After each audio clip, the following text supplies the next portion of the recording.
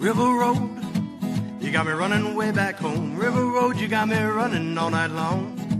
You got me singing some canal boat song. River Road, you got me running all night long. Oh.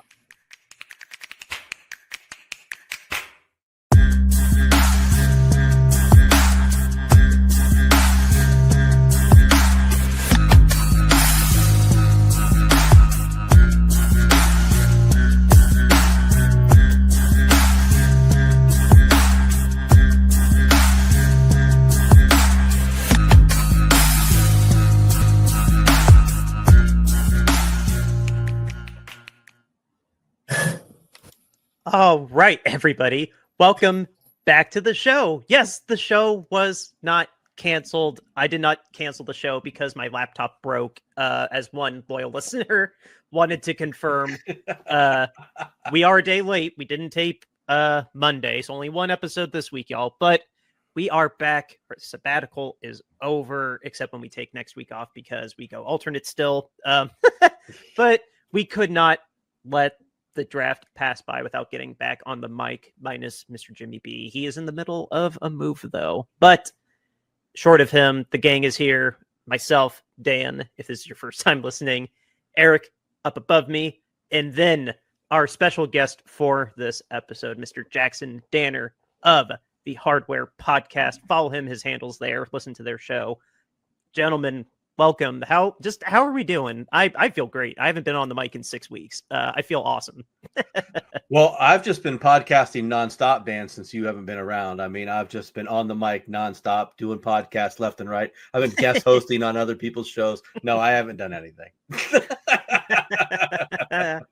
So no, it's good to be back. It's good to be sitting here with you guys and eager to talk about the draft today. Glad to have Jackson here. He's always got all the detailed info. I'm eager to pick apart who we picked up and say, whether we feel that it was a good pick or not. Oh, Jackson, if you want to chime in. I didn't realize I was the only one putting like my last name, my Instagram. You have all my life story on, my little bottom, and you guys are just, Dan and Eric. But yeah, no, love this draft. This was a really if you like the flashy stuff, then this was not the draft for you. But if you like finding quality starters, figuring out where the pieces of the puzzle go into for a specific team and specific schemes, this was your draft for sure. So excited to, talk about these guys. Not as good as my Buccaneers draft, I will say. I like ours a lot more. But, this was not too bad for sure. You had a solid draft. You picked up, I have to fill you in on the running joke that we have. I have it hidden behind the hat, so it's technically on set. It's just not. I have to have this Ohio State banner. Oh, nope, not behind that hat. I have to, whatever. But no, I've had this Ohio State championship banner up forever, and I saw you guys picked up their wide receiver, so I was very happy that Baker gets him to throw to. I don't think anyone expected us to go receiver on day one. I saw Pete Schrags had mocked a receiver, Ted McMillan to us, and I was like, he is definitely not coming to Tampa. That is not going to be a fit. But I thought for sure it was going to be, Jahad Campbell, one of these edge rushers, someone like that, and no, it was not. So shows you what I know. Gotcha. But yeah, no, it's behind my red hat. But yeah, I'll take it. I don't know if I'll take it down. It stays up until they lose. That's no, I dug myself in such a hole with that. But anyway, we are a little limited on time, and we have drafted 11 players. We didn't get rid of any of our picks. We had the 3 or 4 comp picks, and we used literally every one of them. And if I don't know how to shrink that or make that bigger, but regardless, these are our draft picks. I'll just read their names real quick. Mikhail Williams from Georgia, Alfred Collins from Texas, Nick Martin from Oklahoma State, Upton Stout from Western Kentucky, CJ West from Indiana, go Hoosiers, Jordan Watkins from Ole Miss, Jordan James from Oregon, Marquise Siegel, I'm butchering that name, from Kansas State, Curtis Rourke, the quarterback from Indiana, again, go Hoosiers, Connor Colby from Iowa, and rounding it all out, Junior Bergen from Montana. I don't have the UDFAs on here. I know, Jackson, you said off mic, you have 1 or 2 you wanted to highlight if we have time, but these are our 11 draft picks. I kind of just have an open forum with this. I don't really like have any specific person that like I want to highlight per se, but I might as well start at the very, very top. If anybody has a lot to say about him, go for it. But Mikael Williams from Georgia, I didn't realize that he was hurt most of last year, but getting somebody that in theory is a bookend to Nick Bosa, picking him in the first round, putting that kind of a commitment on him makes complete sense. We want to win in the trenches. We haven't exactly been winning in the trenches for a little bit. So in theory, it makes complete sense to me why we picked him, even with his injury history. Go ahead, Jackson. I was just going to say, something every team does, but some do better than others, is really scouting their coaching staff. And that was really apparent with San Francisco. You really saw their trust in Coach Kosarik, the defensive line coach, to turn some of these guys with A-plus physical characteristics and not necessarily polished. It's apparent the first two picks with Mikael Williams and Alfred Collins, man, the athleticism is off the charts, but there weren't necessarily finished products coming out of college. And so I think they saw the formula to winning a Super Bowl, right, with Philadelphia, elite play in the trenches, particularly on the defensive side. And they decided to use their first two picks to take what you could consider underdeveloped guys, and then trusting Coach Kosarik, Reckham Tech, turning these guys into stars. So with Mikael Williams, man, San Francisco just in general does a great job prioritizing get off for edge rushers, which there's no single better correlator to success in any position as there is get off to edge rusher. And that just pops off with Mikael's tape. I love that he also has pushed through injuries before. If everything goes right during the year, you're playing 21 games.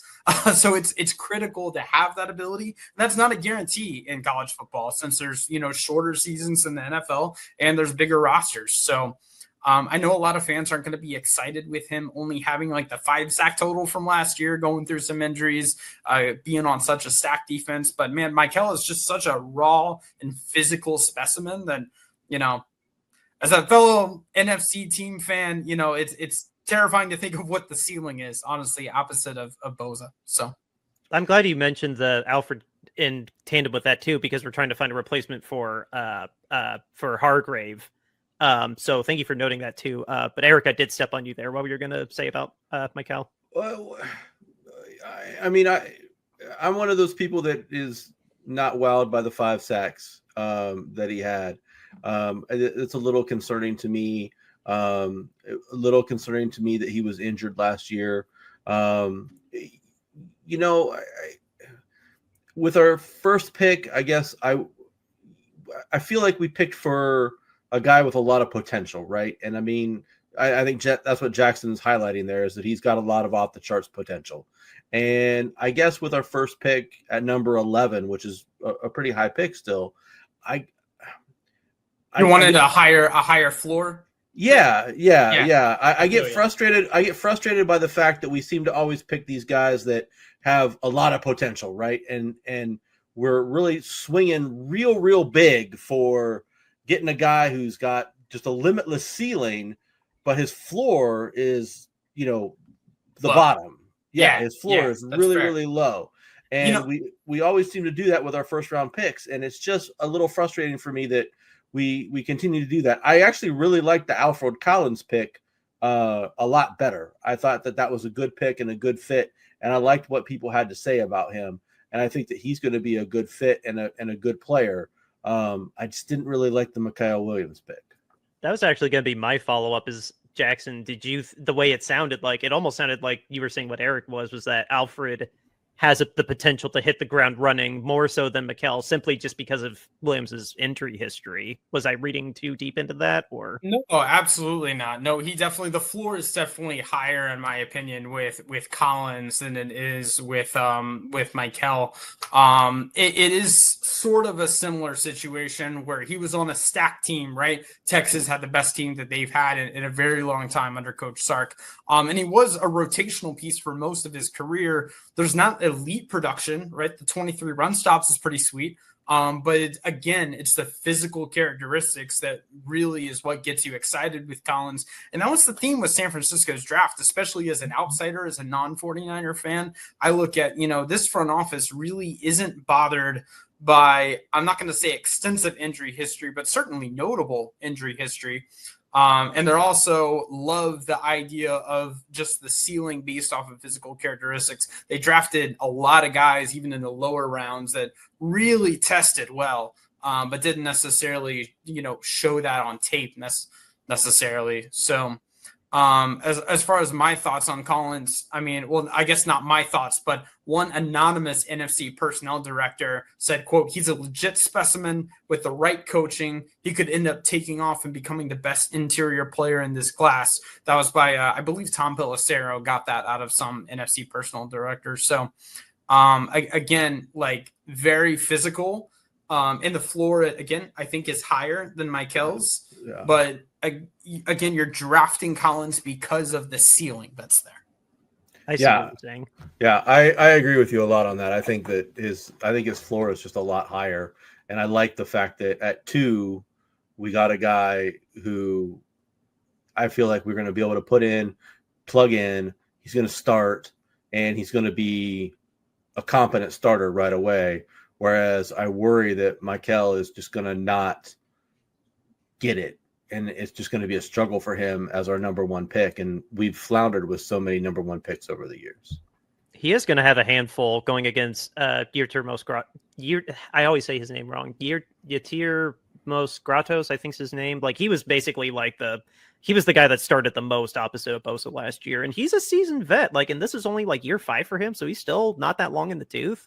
So it'll be an interesting competition to see if he ends up starting over him, if he earns it, so to say. Yeah. What did you think of the linebacker pick, Jackson?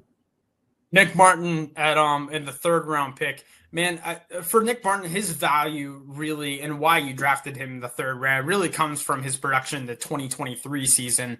Suffered a knee injury in 2024. Again, don't really like that you're drafting a guy with, injury history.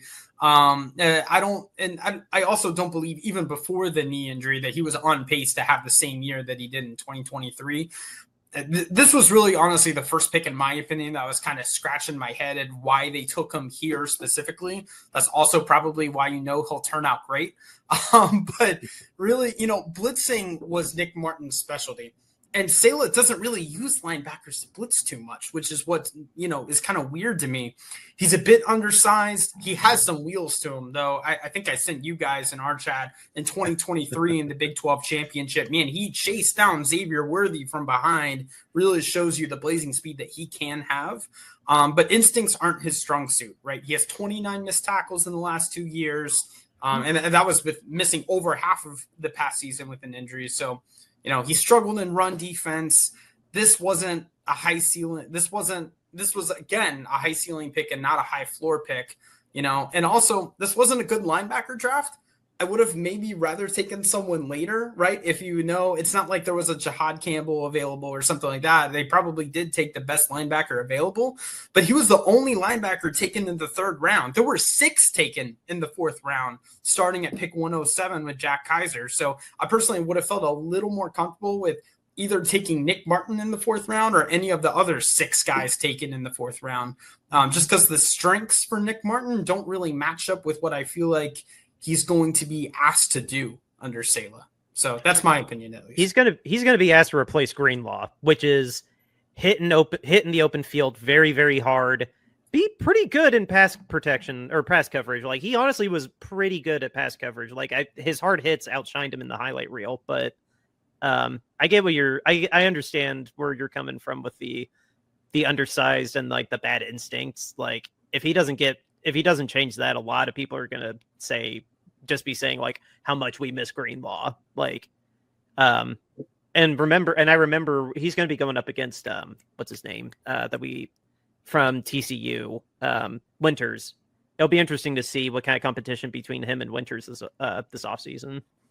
Nick Martin, I would have loved the pick if Martin had kind of fallen to San Francisco. But if anything, in my opinion, at least, it was a little bit of a reach. I think you could have gotten him later, maybe with that later third round pick, even in the fourth round. And again, his strength, which was blitzing, just doesn't match up with what I think he's going to be asked to do, which is more, like you said, Dan, more pass coverage situations. So, yeah. Oh, go ahead, Dan. Oh, I was going to say, rounding out the rest of these, like the next two picks, like just keeping the train moving, Upton Stout as a cornerback and CJ West. And then again, as you see there, that's our first 1, 2, 3, 4, 5 picks, all in the defense. What do you think about, like, I mean, Eric, I know what you think. Like, you agreed with me. We needed a corner to compete, to be on the outside. Yeah.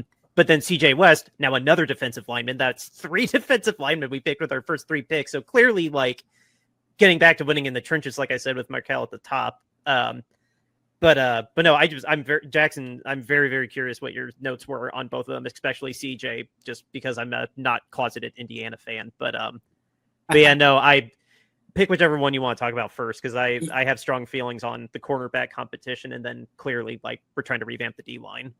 I hate to break the news to you. I'm a much bigger fan of Upton Stout, personally. First of all, I'll just mention this as a college football guy. Western Kentucky is the only non-Power 4 football program to have a player drafted in the first 3 rounds each of the last 4 years. So the Hilltoppers are doing some great stuff. But man, Upton Stout, yes, undersized. That's going to be the first knock, but he is fast, man. He hit almost 18 miles per hour in the backpedal and react drill at the combine. He had the fastest box drill at the combine of any defensive back in the last 3 years, which is insane. And another nice thing for, if he does become a depth piece, which I hope he becomes a starter, but if he is a depth piece, you can move him all over the field. I think it was the game against Liberty for Western Kentucky this past year. He played 6 different positions in the first quarter alone. He was like edge, box safety, weak side backer, free safety, nickel. Like, he was moving all over the place. He had a fantastic week at the Senior Bowl. He played more one-on-one reps than Mobile, probably more than anyone, if I remember right, and he won most of them. I can't imagine that San Francisco doesn't move him to the nickel. Or just slot corner, just because of his tackling ability. That way he can really be effective in the run game, which is one of his strong suits, and he can be matched up in the slot against smaller receivers, where if he's targeted, he can actually make the tackle. And yes, you always hear, the BS about, small school bias, and he played at Western Kentucky, how's he going to manage in the NFL? Dude, he was making TFLs when Western Kentucky played on the road in Tuscaloosa against Alabama. Like, he's fine. Like, I wouldn't worry about that personally, at least not with Upton. So, Eric, does this sound like that he's just describing we drafted another demo? Honestly, I mean, maybe. Did you say, Jackson, did you tell me that he ran backwards 18 miles an hour? No, so the backpedal and react drill. So basically, if you watch all 4 days of the combine like I do, basically that's not supposed to be a brag, by the way. You backpedal, and then basically there's some defensive assistant coach that's directing, like, pointing the ball either right, back, forward, back, left, whatever. And it's how quick can you react to that? And he hit 18 miles per hour in the reaction portion. When you're backpedaling to start, you don't know which way you're going to go. You react, and then you hit top speed pretty fast. Oh, okay. All right. So I was like, Jesus, he ran backwards 18 miles an hour? I'm like, I love this kid. He's my favorite player of all time. He's fast. He's not that fast, but he's fast. Yeah, so I mean, I'm a little. I don't like undersized. I'm not a fan of the whole undersized thing. But I mean, if you move him to nickel, I think it's a moot point. Like, just his production, his ability to get in the backfield in the run game. I don't like undersized corners either. But you're not sticking them on the outside. I can't imagine you are, at least. And if the only downside to that is that Demo wouldn't be on the nickel, and Demo's perfectly capable on the outside, but like, I don't know. It seemed like we really liked keeping him in the nickel, like, unless the plan is to get him out of that spot. That's. I mean, I don't know what to call that, rhetorical or not, but like, that's the only thing that I'm curious about. Then, if like would we want Debo to stay exclusively on the outside? I mean, this kid's only 5'9". He ain't playing on the outside. No, So, no, it's not. It's certainly so he's but playing. he nickel. can, man, like, yes, he lost some against the big, the big, tall, long receivers. Yeah, where speed isn't as much of a factor. He lost some of those routes at the Senior Bowl, but man, like watching those practices, like you'd be surprised at some of the guys that he was actually, making PBUs on. So, Okay, all right, That's what's up. you can you can sell me on him. I'll buy in on him. Inside or outside, like between Renardo Green, Demo, and Stout, it sounds like you think that would be a good defensive back trio, and I'm all for it. man, you can never have, just in this day and age, you can never have too many corners too in the room, even if he doesn't end up seeing the field, man, because all these like high school kids, if you're the build of a receiver or a DB and you're pretty athletic, you're going to play receiver, right? Like and so it's the leftovers that are going to DBs. And so that's what's causing this defensive back shortage that we see, and why we see, corners go in the top 5 of the draft sometimes. And so, man, you can never have too many good corners. And so that's, I love the pick personally. I love it. Right. What's your 2 cents on CJ West? My big boy from Indiana. How do you Man, think he's going to fit in? Again, another developmental defensive lineman. So I mean, yes, even though he's 6'1", he's 316 pounds. So he serves as like a clogger almost. He doesn't have like the explosive feet to really push through NFL guards, in my opinion. I'm just curious, like, what he's going to be asked to do. Is he going to be asked to like shed weight and be more explosive? Are they going to embrace his role as like a big boy, and he's going to be more of like a goal line package guy? Like, I didn't see CJ West as like a 4th round pick. And yes, he had some moments where he really flashed, but like, you're not going to be playing, you watch him against, Ohio State or some of those other games where he's playing against NFL linemen, and he didn't shine nearly as much as some of the others. That's my opinion. I wasn't high on the pick. If you had asked me who I would take that sort of was viewed similarly before the draft, I would say Ty Robinson. That was one of my guys that if we had done the pre-draft show, I was really going to harp on, but he ended up going in the 3rd round, right? So I don't think you can have, I don't think you can have all these guys. So, who knows, maybe he'll pan out for a 4th round pick, but like, I didn't see it personally. But to your point, maybe you take Ty Robinson in the 3rd round, and you pick up Nick Martin in the 4th round. So yes. See, please, yes. Pick up Nick or one of the other linebackers in the 4th, and then pick up Ty Robinson in the 3rd. Yeah, that's an excellent point. Yeah. So now I will say that to this point, while I may not necessarily agree with all of the players in particular, I like the positions that we picked. I think they all address needs that we had and holes that we needed to fill. So I was at least pleased with the portion of the draft in the sense that we picked up positions that we needed to fix. And so I thought that was good. That's something. Mm-hmm. Go ahead. I was just going to say, that's something that Ozzie Newsome as the GM of the Ravens back in the day did, where, there was a position in need. You draft at least 2 guys at that position, and odds are one of them is going to pan out, right? If you have a bust, that position isn't shot after this, right? Even if Alfred Collins doesn't turn out great, but you have CJ West be a little bit better than you thought he would, you still have an improvement in the interior defensive line, right? So yeah, absolutely. And we definitely, in the last 2 years, losing Ark Armstead and Hargrave, like I love Kevin Givens personally. And then I remember his number was 96, or I think it was 96. I couldn't pronounce his last name. I really liked him.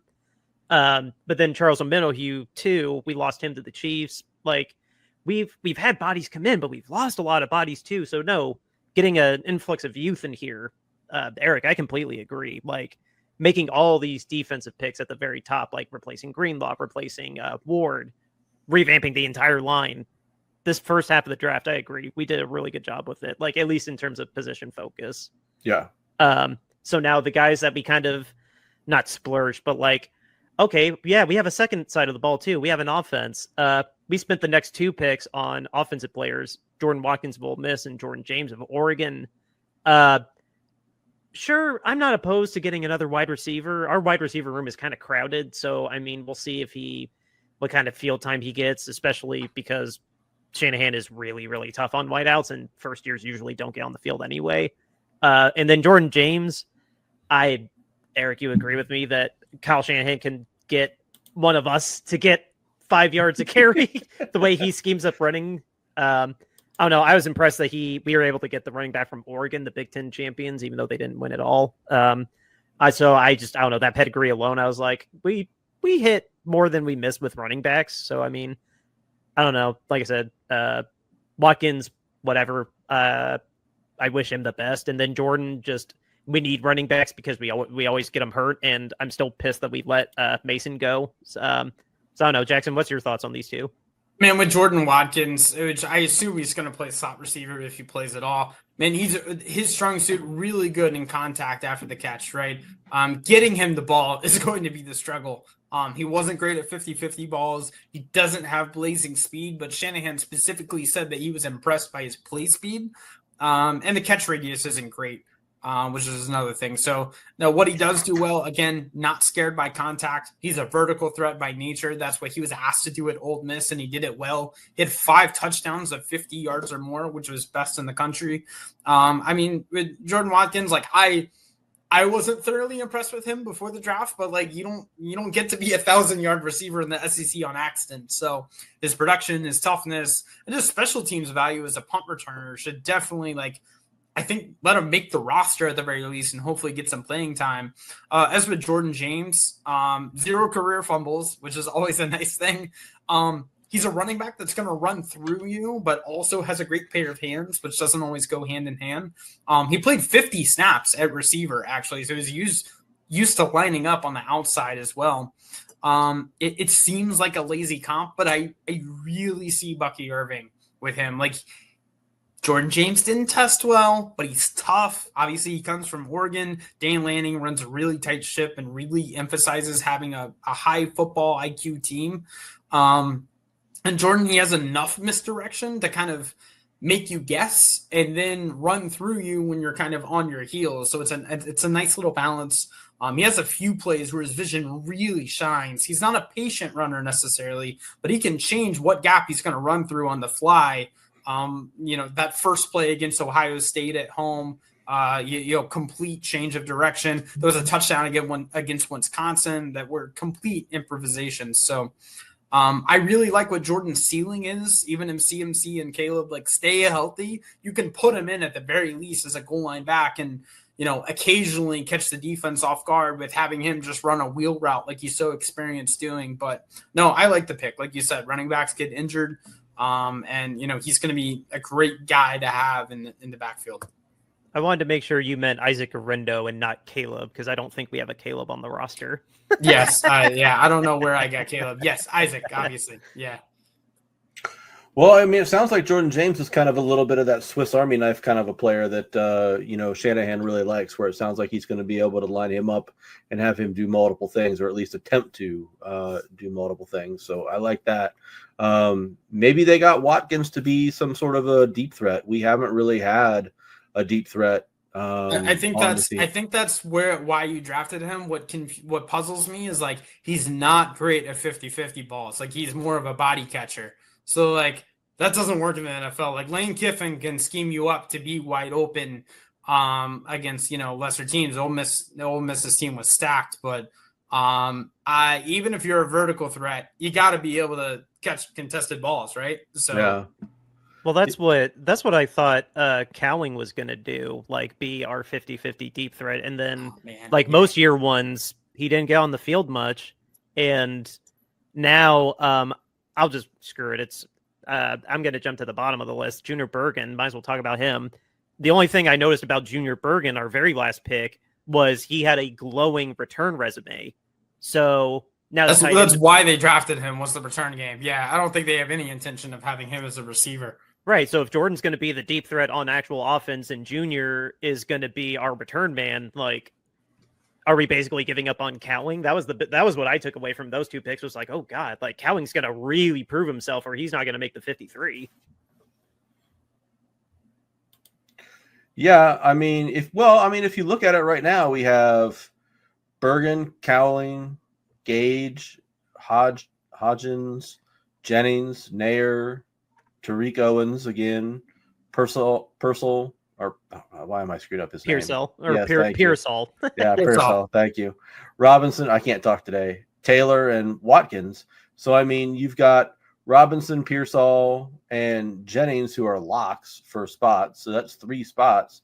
I mean, at most, you're going to have 3 more receivers, maybe only 2.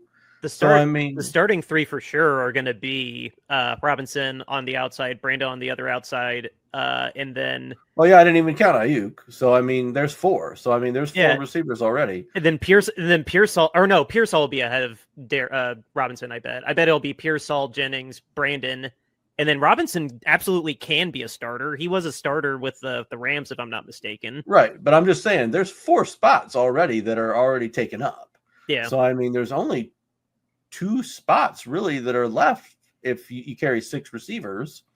So, I mean, there's going to be one heck of a competition in camp between all these receivers to fill those last 2 spots. And, it's going to be, can you play special teams like Jackson is talking about, right? Can you make that happen? Because otherwise you're not going to make the team. So, I mean, maybe it is this Jordan Watkins guy, because he can play special teams and he can run deep routes and get deep. Maybe it's him because he's got that extra ability. I don't know, but there's going to be a heck of a battle to see who's going to make that, who's going to make the main roster. 100%. And yeah, I mean, I said no one really stood out but no, I lied. Junior did because oh wow, I mean, if you're going to get a return specialist, getting him in round 6 or 7 makes sense. To give you some hope on Jordan Watkins, I had loved Cowling ever since he was at UTEP in 2021, and I wasn't high on Watkins, so that seems destined to pan out. That the guy I like, is going to be off the team, and Watkins is probably going to be a star. So, so funny. Oh my gosh, Jackson, do you got anything on these last 3 guys here? Sigel, Rourke, or Colby? Oh, of course, man. Come on. I've got something on all the UDFAs too. You can't be serious right now. I will interrupt and go ahead and say with Rourke, I'm calling it now. He is going to be a red shirt. I don't think we're going to let him go with an injury settlement. I think we're just going to flat out redshirt him because he's still healing a torn ACL. Straight to the. Would you go on IR or PUP? I think he will be on IR, like the training camp IR that just shuts your season down. Yeah. I don't think we're going to injury settlement him. I think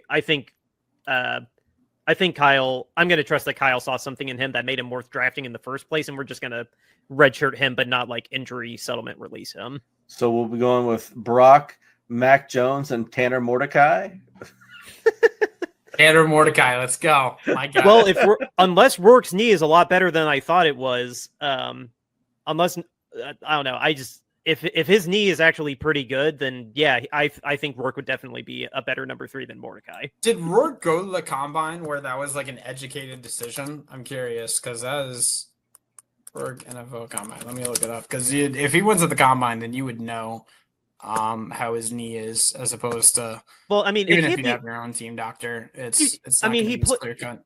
His ACL was torn for the majority of the season, and they still played as well as they did. So. Yeah. I mean that alone, that kind of grit, I think is worth at least taking a flyer in the 7th of okay, you played through a torn ACL like Phillip Rivers, you can come to training camp. You get an invite. Sure. That's enough. Well, as for Marquez Siegel, again, I'm botching that too. Man, he played mostly nickel. And his skill set is that of a nickel, but he was announced as a safety when San Francisco drafted him. So I'm not sure how you guys are planning on using him. He played 33 snaps at free safety all year. So it definitely won't be as a deep safety. Nor does he have the speed or range to play deep. So what's the appeal with him is his hustle, his ability in the run game, his special teams ability. 13 missed tackles on the year, but he had 24 run stops. So he's consistently flying to the ball. But if you just fix the tackling issue, it actually might be a really nice piece to this DB room. I like him a lot more in zone than man. He lacks some of the elite speed. Yes, he ran a 4.37, but he can make some witty plays. I won't say instincts because he plays with a little too much hesitation sometimes for me to call it instincts. But when he makes a decision, it's usually the right one, which is the upside. So if you can get his play speed up a little bit, you get him to keep making the right decision, but make it a little bit faster. And you figure out exactly where he's going to fit in. Because, again, we talked about how crowded kind of that nickel corner spot is. If he's more of a box safety, then I think we could make this work. But we'll see how it pans out. That sounds a lot like how we were trying to use Hufanga, because, I mean, Hufanga was fine in pass coverage, like, fine. But no, Hufanga was definitely the sneakily line up with the linebackers and, like, get a tackle for loss. Oh, yeah. He played at the line all the time. Like almost like a Jamal Adams type, where it's like, you're a safety, yes, but you're, almost a glorified edge rusher. Yeah, edge rusher or extra linebacker kind of thing. Yeah. Yep. Like, and again, he was fine at pass coverage, but no, we definitely, like, I remember sending him for blitzes a lot, and him being the first at the running back a lot. Like, he loved run defense. He loved flying at the guys. Yeah. Connor Colby, the next pick, the guard from Iowa, almost copy and paste of the scouting report from Drew Moss, the guard from Colorado State too, that you guys signed in undrafted free agency, like almost like really similar players, which I think is interesting. Connor Colby, way better in the run game than in the passing game. That shouldn't surprise you if you know how Iowa football rocks. But man, he's started at tackle, so I guess technically he adds depth there too. But I would really only trust him inside, if at all. He tested very well at the combine. But possibly you think you can develop him into something else. But if he doesn't feel comfortable, but I don't feel comfortable with him going out there and, run blocking, pass blocking tomorrow. I would only trust him to really run block if the season started tomorrow. So he was struggling against, I mentioned Ty Robinson earlier from Philadelphia now, the interior defensive lineman from Nebraska. Man, if you watch that tape against them, really struggled in the pass rush. And that was against a 3rd round pick. So I would not have him out there, especially if I'm trailing where you need to pass the ball a lot. So you're saying guard, like you said guard would be where he should be exclusively guard. I would not put him on the outside, and I would not put him out there in a situation where you're going to need to pass the ball a lot. Okay, because I love that you are basically reaffirming what from an outsider's perspective it seemed like the front office was thinking, because we got McKivitz, who honestly played better this past year than 2 years ago. And then Trent Williams, who, sure, he doesn't play 16 games anymore. He's good when he's out there, but he's not out there 16 games anymore. But more importantly, we lost, I forgot the guard's name already. Banks. But we lost Banks to Green Bay. And then we were just rotating the other guard between Burford and Nick Zakel, and So we have a competition at guard. We need guard help very, very badly. I don't know that this is going to be your permanent solution. And again, like, he tested very well. Like, San Francisco took a lot of guys that like did not really wow you on tape, but like his RAS, like his relative athletic score or just his combine performance or his pro day performance was like excellent, right? So like I don't know if they think they're going to turn these guys into something else that they did not seem to be when you put on the all 22, but we'll see. So you mentioned that, Jackson, and I think that's a characteristic of every John Lynch draft class. And I think that is kind of one of the things that, as a fan, I find frustrating. Is I think that so frustrating. That every draft class is always about trying to find these diamonds in the rough, and that they want to find all of these players that they can develop into these superstars that no one would have thought would be superstars. And then they want to hit on all these guys with all this potential. And they want to find the next Fred Warner. They want to find the next George Kittle. They want to find the next Brock Purdy.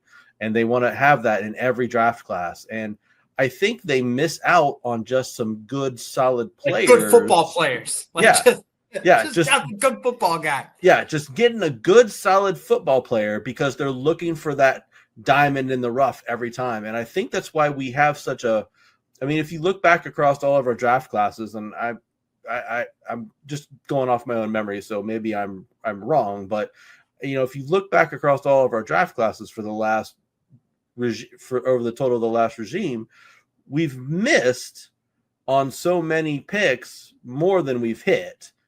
And I think it's just because of this kind of wacky strategy that they appear to have. And it's just very frustrating. I'd like them to just focus on taking good, solid, like you said earlier, maybe high floor guys and not worry necessarily about having a guy that has like this astronomical ceiling and the low bottom all the time. It's just this constant struggle that we have. And I mean, yeah, when it works, man, it works great because we get a Fred Warner or something like that. But when it doesn't work, we get a Drake Jackson. We get I can't even remember some of the other. I mean, that's how bad our first round picks are. I can't even remember. Kinlaw. Yeah, Javon Kinlaw. I mean, we get all these guys that are just Solomon Thomas trash. And they don't amount to anything. Who was we've picked how many receivers over the last 5 years, and hardly any of them have worked out except for Ayuk. I mean, so, I guess Debo fine, but. Danny Gray was gone in 2 years. Ronnie Bell was gone in 2 years. Yeah. You're right. Yeah. Yeah. And I mean, neither of them, Danny Gray never even saw the field. Ronnie Bell at least saw the field enough to drop the ball all the time.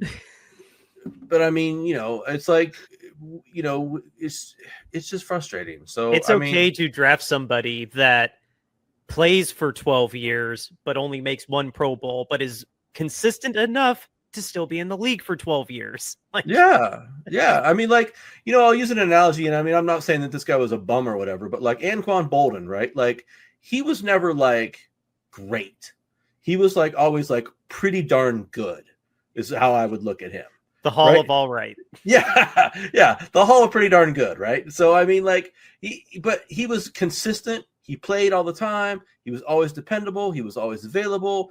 He never got hurt. He was always on the field, and he was just there. And, I mean, he was just reliable and did his job. And, I mean, there's nothing wrong with that. And there's been plenty of guys that have played their careers and done that and had good, successful football careers and been really productive players for teams and have helped teams be successful versus these guys where you take these big swings and then of course you just have a big miss and then you just got absolutely nothing out of the pick.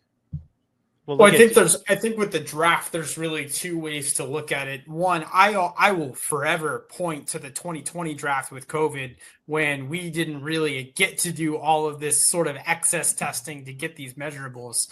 And that was one of the most accurate draft classes we ever had, right? Like you point to that 2020 class, there were way fewer busts than there were for a lot of other classes. And that's because all we had to go off was the tape, right?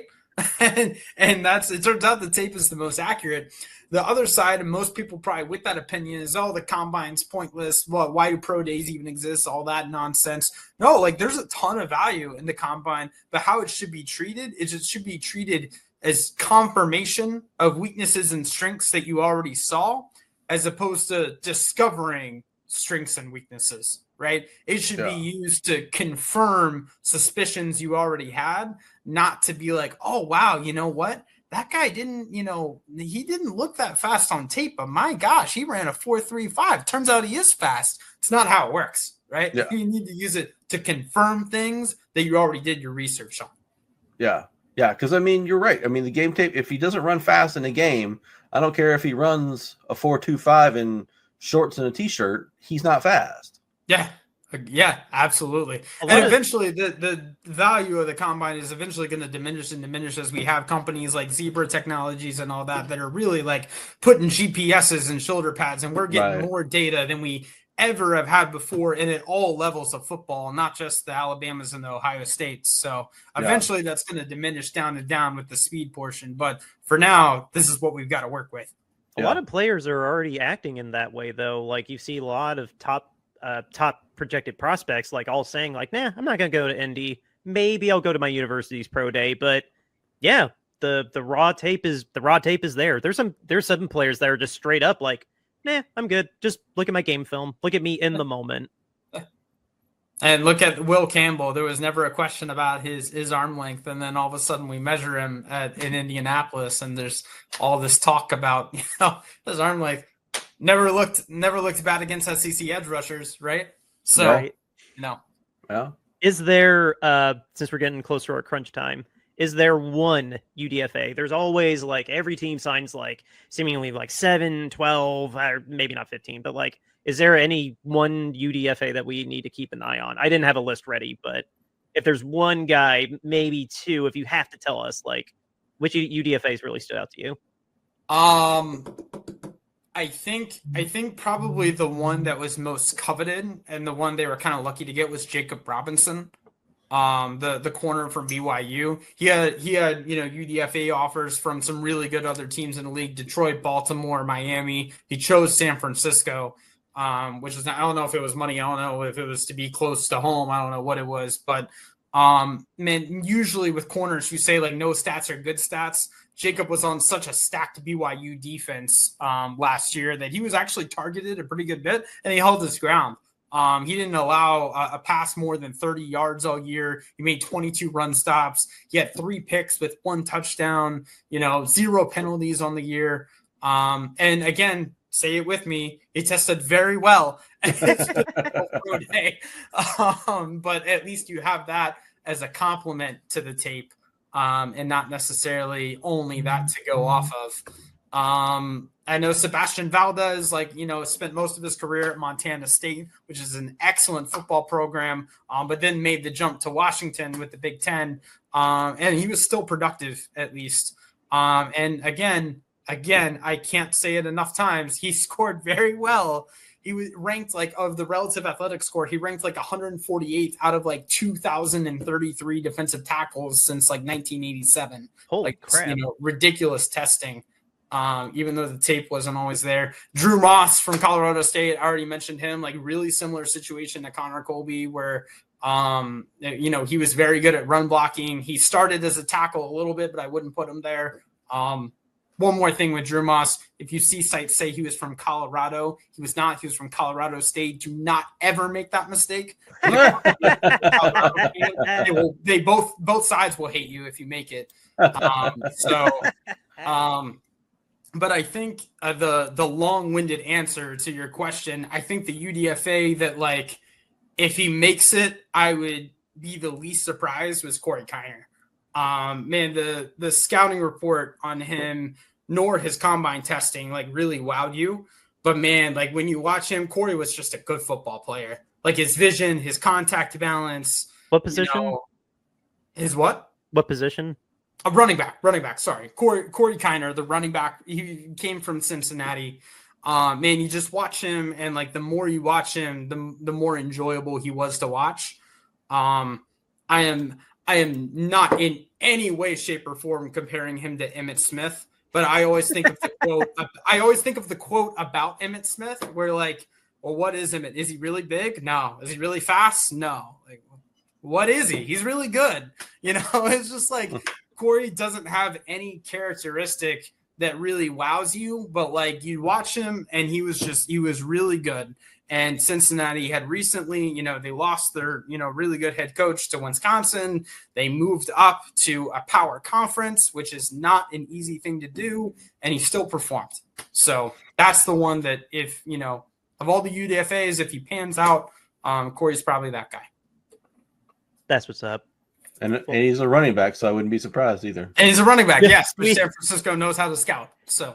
And we we need to have a little bit. We need to have a couple. We need 7 running backs. They always get injured, or they get traded for no explicable reason. I still, in the 6 weeks I was off, that irked me more than Debo leaving. Yeah.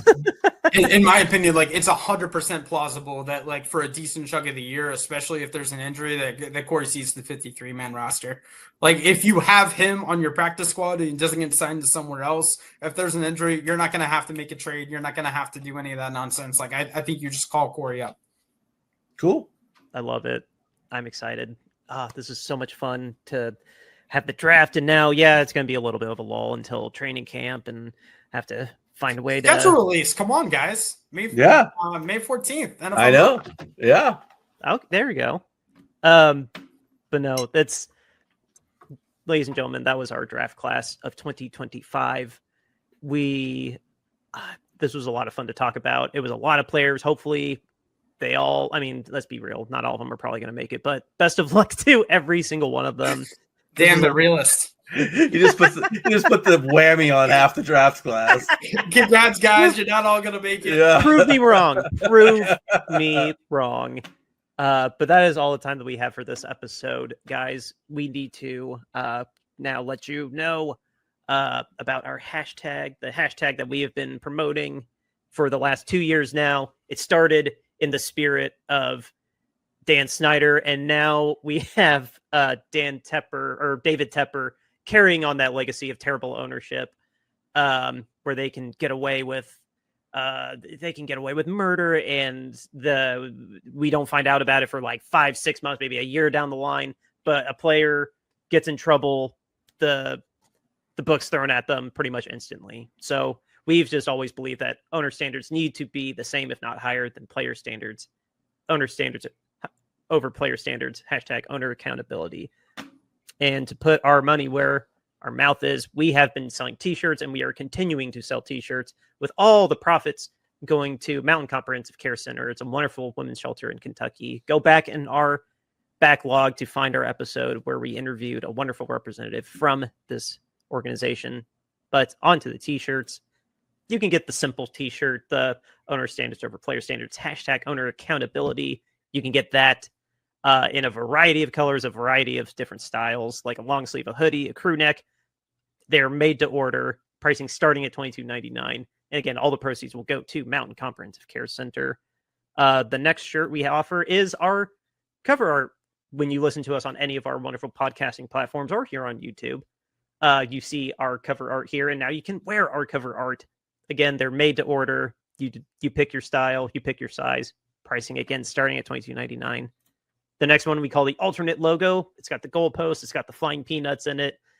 I personally think this looks best in red. James has modeled this shirt for us many a times, and it looks fantastic in red. So you can go to bonfire.com and get yourself one if you want to match him. And then our last shirt is our mascot of a peanut eating peanuts, wearing his 49ers hat, patiently waiting for the season to come back. And don't ask me if a peanut eating peanuts is cannibalism.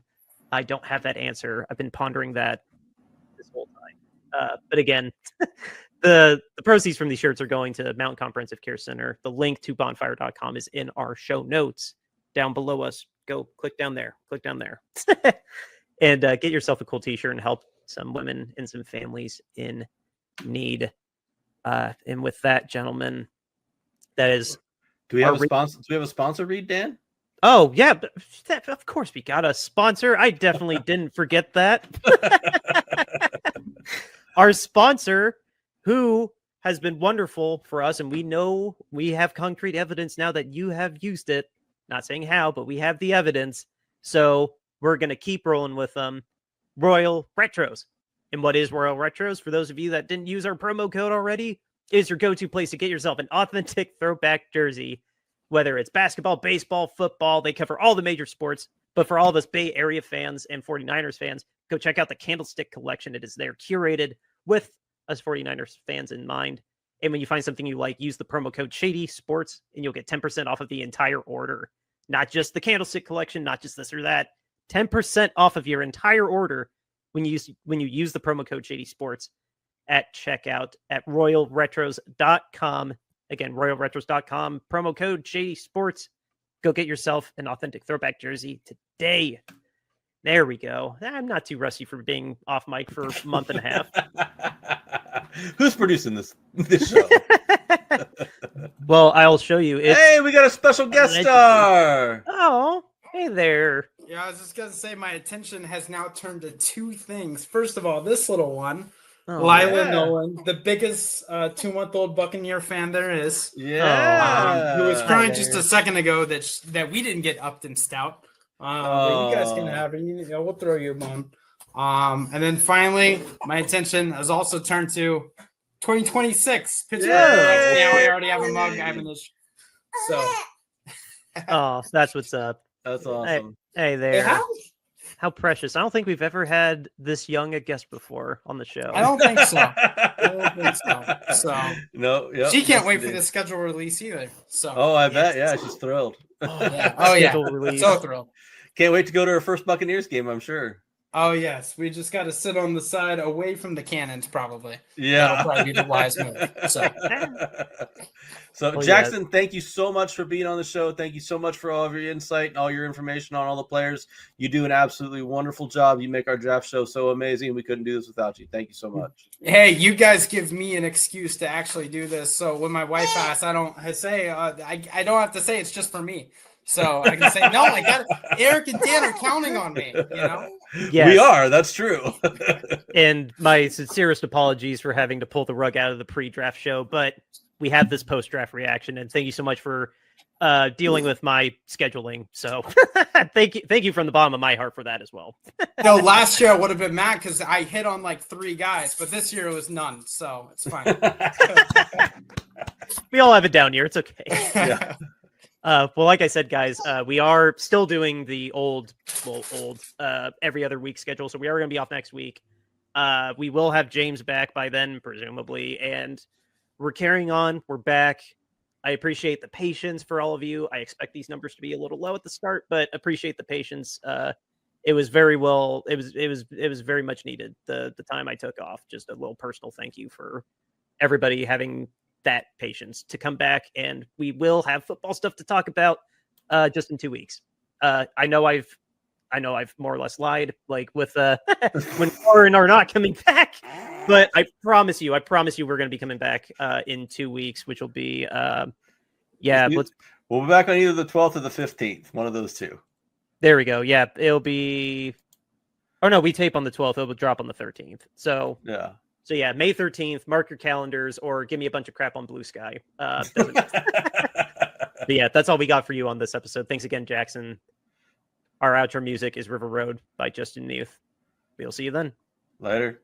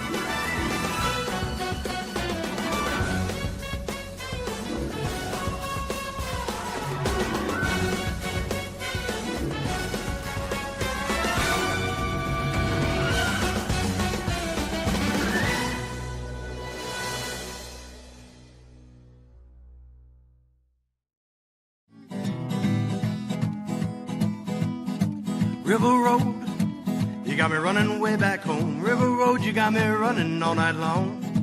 You got me singing some canal boat song. River Road, you got me running all night long. River Road, where have all the women gone? Have they kissed her hand and waved you bye-bye? Have they thought about crossing your double yellow lines? River Road, they love the way you whine and cry.